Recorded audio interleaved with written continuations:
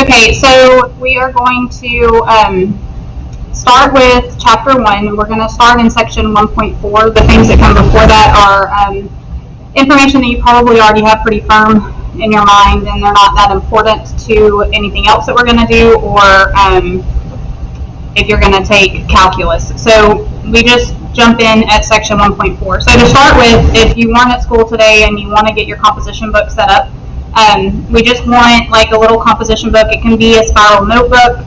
It can be a binder with papers in it. That's fine, as long as it's something that you're only keeping your notes in, and it's a good little resource for your final, or if you're going to take calculus or another future math class down the road.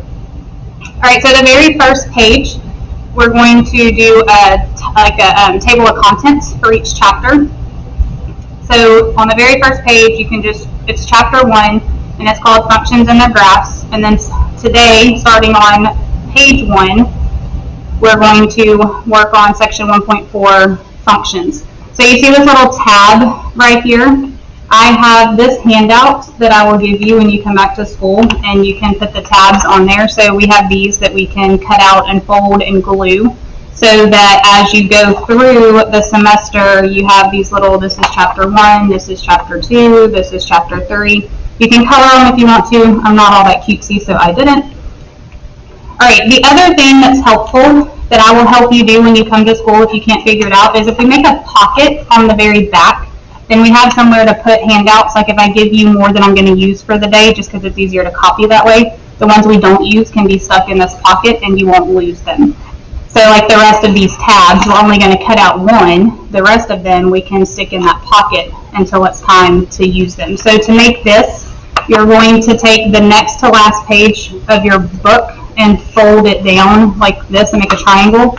And then you'll just put glue around the bottom edge and glue it to the page behind. Again, that's hard to show you with this document camera, but I will help you with it when you come back to school if you need me to. All right, so for now, we just need this much. We'll get with the rest of it later. I already have this composition book together from last year, and I'm just going to kind of run through what we went over in class today. So section 1.4, if you number your pages, it's easier to find things. These are just organization. I'm not going to grade it. It's just what I would do if I were you. So it's helped people in the past to keep up with things the way that I do. All right, so again, as we walked in class today, we picked up this little handout. So we cut out this definition of functions and we glued it in. And then we just highlighted different information in different colors. So the definition of a function is a function from a set A to a set B is a relation that assigns to each element in set A exactly one element in set B. Set A is the domain or the inputs of the function, and set B is the range. So some other things that you could put there. Remember that the easiest way to identify a function is to keep in mind that you don't repeat your x's. That's what the stuff in green is saying. Like if we have an x value of 2, it can only have one y value. All right, so then we talked about examples, non-examples, and I'm sorry about this pink that's like bleeding through. I don't know what happened there. So for examples of functions, this is what we call set notation. This is just if I write a set of ordered pairs. This one is a function. You see how we have different x's. We have a 2, a 3, and a 4. Over here, it's not a function because this 2 has 2 different y values, actually 3 different y values associated to it. If we're looking at a graph, I chose to do discrete graphs, but the idea here is the vertical line test is going to work for a function. If it's not a function, it will not pass the vertical line test, meaning that a vertical line run through your graph is going to only touch one point at a time if it's a function. If it touches more than one point at a time, it's not a function. All right, another way that we could see a function is a mapping diagram. The mapping diagram is taking your input values and showing what output value there is. So this is saying 1, 5 is an ordered pair, 2, 6 is an ordered pair, 3, 5 is an ordered pair, and 4, 6 is an ordered pair.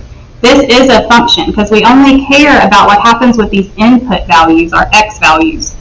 And none of those have more than one y value associated with them. But if you look over here, this is not a function because this 4 has 2 different y or output values associated to it.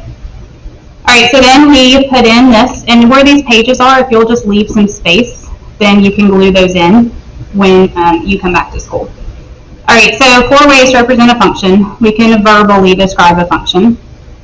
We can numerically describe a function, so in ordered pairs or a table, graphically or algebraically, which would be with an equation. So these two are represented in all of these examples. We will talk about the equations in a little while. Verbally, we don't do a whole lot of, but like an example of a verbal function is if I am, my example just left me. If I just describe a function in words, so like if my function is I pick a day of the year as my input and the output are the students with that birthday, that's not going to be a function because I should get more than one student on any given day that has a birthday that day, or I could. Okay, so next we're just going to practice determine whether you think it's a function or not. So we have these 4 examples and the answers are there. So we'll just talk through. So here, this is not a function, and it's because this 2 has different output values. An input value of 2 has more than one output value, so not a function. If we look here, this is a function because none of the points line up vertically with another point. It passes the vertical line test. Every input has only one output. Also, I know I'm talking a little fast, but I want this video to not be like an hour long. So if you need to pause to catch up, that's fine. All right, so for example 3, this is a function because if you look at these inputs, they all only have one line going to them. Remember, we don't care about what the y's are doing. That doesn't determine whether we are a function or not. All right, and then from this table, this is not a function because you see these zeros have different output values. All right, next, function notation. So remember that we use an x for inputs generally, and with function notation, that's usually what we use. For the outputs, we use the function notation. This is f of x. So for an equation, we could say f of x is equal to whatever. So in this case, I chose 1 minus x squared. So remember that f of x and y are the same thing. It's just fancy notation that says, hey, I'm a function. All right, f is the name of the function. So if I change this to g or q or p, then it would be a function still. It would just have a different name.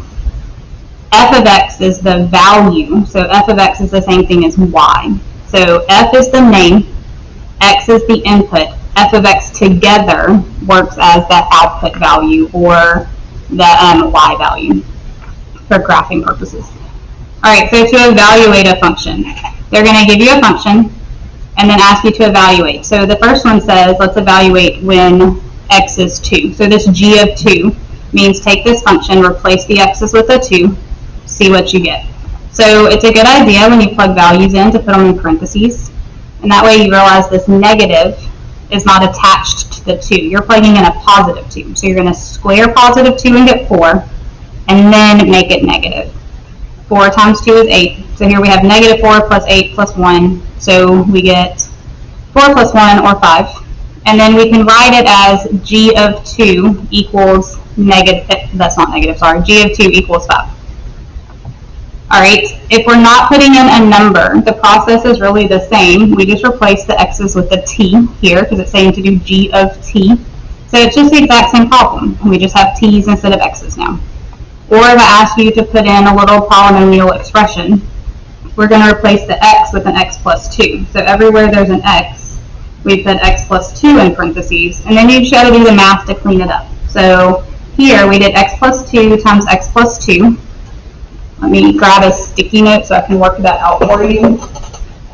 Sometimes people forget how we expand a binomial. So let's real fast remember.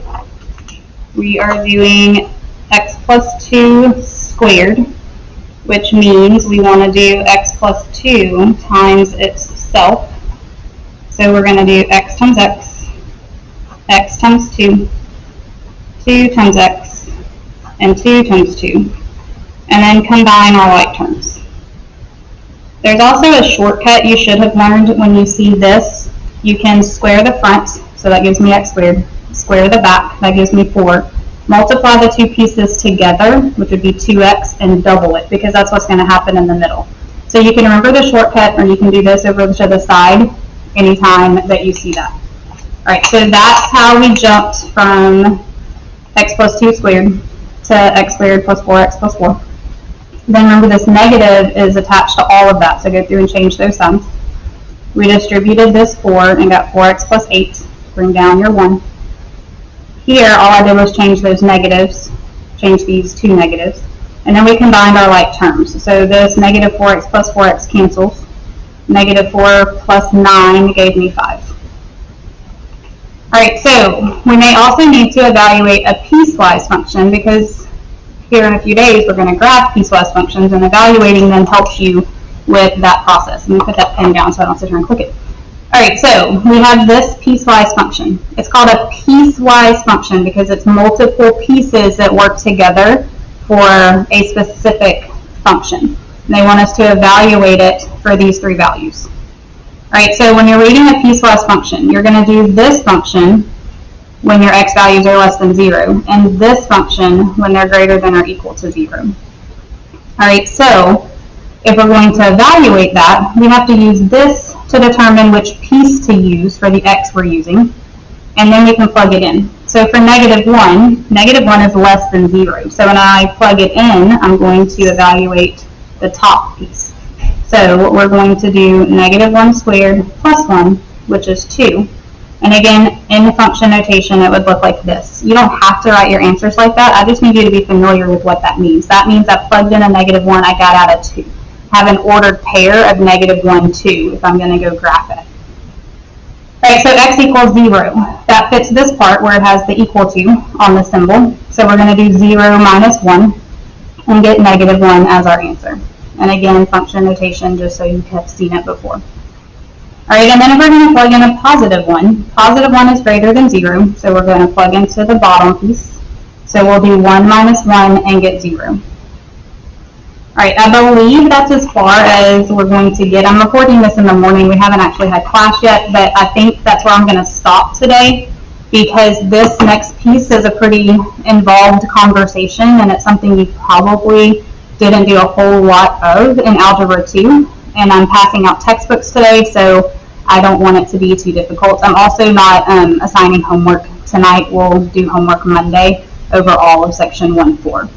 So if you aren't here today, thank you for watching this video and getting your notes started. If you have questions, you can email me and I'll be happy to answer. If you were here today and you watched this for like a refresher and to hear something again, shoot me an email and let me know. There might be some benefits to that for you. And then just let me know if you have questions, and I will see you on Monday.